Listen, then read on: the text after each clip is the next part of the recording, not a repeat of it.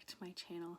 If you're new here, my name is Kayla, and if you're not new, thanks for coming back. Today I actually have some literary goodness to serve. I have an author interview with Holly Black and Cassie Clare in celebration of the book Birthday for Queen of Nothing, the third book in the Folk of Air trilogy. And this video is a lot shorter than usual, and I want to explain that for you for just a minute.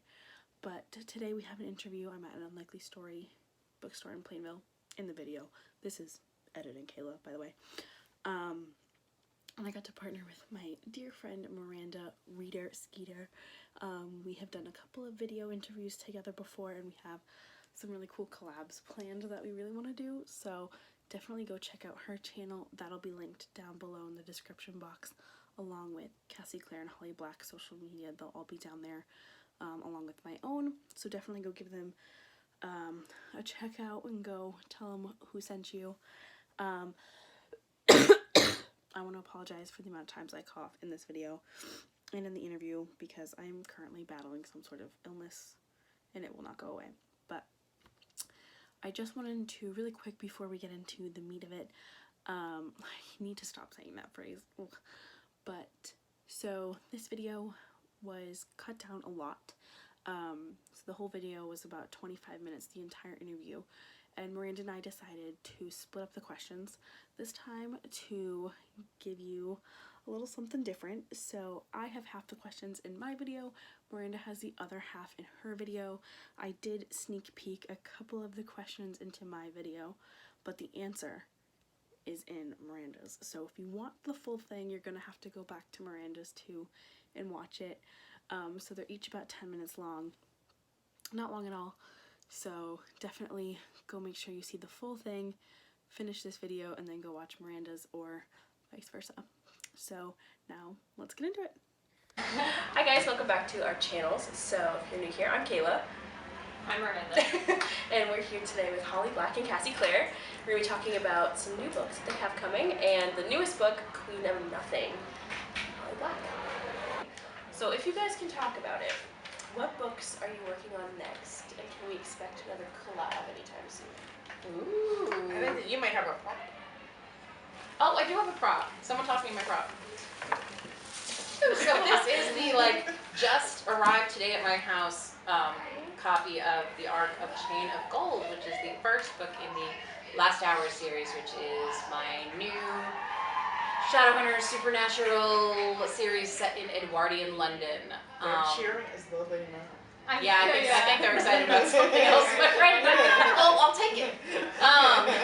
So this is my new project, and this is coming out at the very beginning of March next year, so not too far off. Well, okay, you take new book, and then we'll discuss collab. New book. So I'm trying to figure out what I'm doing next. Nope. Well, I'm trying to figure out what I'm doing after this, which came out today. Birthday! I'm trying to figure it out. I'm spending a lot of time calling Cassie, being like, okay, I got 3 She's things. got some good ideas. I gotta tell you, I think you guys are going to be excited. I'm currently unwriting a book, by which I mean I write 1,500 words and then delete 2,000. A thing you wouldn't think you could do, but you can. Yeah, I don't actually even know how you're doing that. I'm in negative words now. It's hard to keep track of it. In terms of collab, yes, we talk about it all the time. And then we harass each other because we both have super crazy busy schedules. No, Cassie has a crazy busy schedule. You're about to have a crazy busy schedule. You're in your brief period of time. I can nab her, but I am crazy busy. So I would say, I'm sure we'll collaborate again. I really enjoyed Magistering. We had a lot of fun with it. It was a really good time. We love those characters. So whether we pursue something with that world later or we pursue a new and different project, I think we will definitely collaborate again.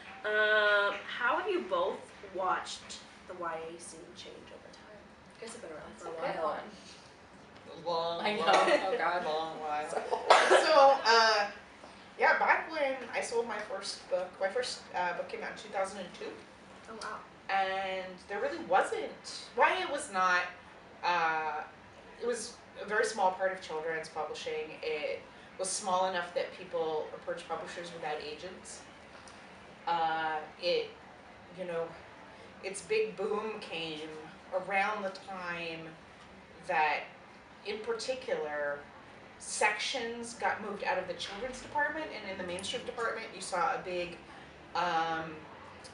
bigger movement towards buying YA books in larger numbers with Gossip Girl. And I think the movement towards adults reading YA, with Twilight, with Gossip Girl. It was Gossip Girl. Yeah, it was really Gossip Girl started it. And then, yeah. Interesting. Thanks, I Gossip forgot Girl. about Gossip Girl. Yeah. It totally was a game changer. I think, you know, we forget sometimes, you know, the things that change the way the system works as you go on. But I think also just that moving the section outside of children's. And so it lived in this liminal space where I think teenagers were more likely to discover it as, you know, as well as adults. Like, I think it read much younger before that. I would agree. Yeah, because adult doesn't want to go in the children's section by But themselves. also, who doesn't want to go in teenagers there? did A it. teenager. Yeah. So an adult can go in there and be like, I'm looking for a book for my nephew. As a teenager, you're never going to go in there, right? So I think that's very true. And for me, I think what also has changed YA enormously is social media. I mean, we can't like look past that. It has changed the nature of the gatekeepers of YA. It has given like a voice to people who are what I would call citizen reviewers. You know, we have bloggers and YouTubers and bookstagrammers who now have a big voice in what people are reading, and I really think that is a positive, you know, change that we found in YA. The only thing that I would say is a negative, which is not about that, is just that now we have, you know, we have been pushed to everything being digital. Our you know, catalogs are digital and our arcs are largely digital, and it creates a big problem of piracy that publishers are trying to deal with. But I think, you know, social media has made for the kind of discussions, you know, for discussions to kind of happen in real time in a way that is really exciting. The other thing is that it's become a lot more inclusive. I mean, that's got a long way to go. But I mean, I also feel like partly yeah. that the way that hopefully, you know, as a category it's moving towards greater diversity and inclusivity was in a part because we were starting to hear voices we hadn't heard before that joined the conversation, because social media, you know, allowed for there to not be these barricades against. What about Jude interests Carden so much, do you think? And how does this kind of romance compare to other ones that you've written? First question. So have you ever thought about revisiting this series now that it's over, just for like one shot, a spin-off or something? Would you ever come back? So it has been over as of one day. Right. Today. Right. Very long time. So I haven't. I mean, yes, there are definitely things that I would like to do in Fairy. I've written in Fairy before. There are stories I would still like to tell in Fairy. And there are stories that I could see telling about some of the characters in this series. So maybe. Okay. All right, we'll take that. So now we also want to talk about the other book that you had come out Oh recently. my god, right. The Heart of the Wars, which I really loved. I'm so glad. So good. So I wanted to know, what was it like to work with a company like Disney and to create something like within a world that's already been built? Yeah, I had never done anything Yeah. like it before. I guess the closest thing I did some comics work with established comics characters, but you know, it was really fun. There is something very liberating about having all of the characters. We know who they are. Right. You know, we know what the world is. We know tonally, you know, what's going to happen. And I had this space between these two films to you know, to say, well, what is the thing that wasn't told? What's the story that didn't get told here? Gotcha. And to have a chance to tell that story. Like, the hard thing is you just really want to get those voices right. And, you know, people love those characters and they want to, when they read it, feel like they're really reading those characters. Right. It's awesome. And you did a great job with it. It's like, I did notice, like, when you were writing, there was a part where it's like, you know how in the first movie you can hear, like, Aurora when she's older talking, like, wait, I hear her. Like, it sounded very similar, so it's awesome. And then our last question. Last question. Okay. So, going off of that, I guess, how much freedom did you have? Did you, like, have to watch the second movie beforehand? Or how was it, like, developing and creating and making sure that it still fit in to this world of this thing that people hadn't seen? I read it. And so I had that. and I saw some stings. So that's Tim would have dual. I would have done. it was amazing. I It would was have amazing. like passed out. It would load so slowly on my computer. Oh, no, we can't have that. Being like, I really need to describe this room. Please let it load. That's awesome. That's Wi-Fi for you. I think that's all of our questions. We did it. You got a bunch of people. Well, thank you Yeah. so much. Thank you. Not too hard. All right. So this is weird because we haven't interviewed them yet, but thank you guys for being here.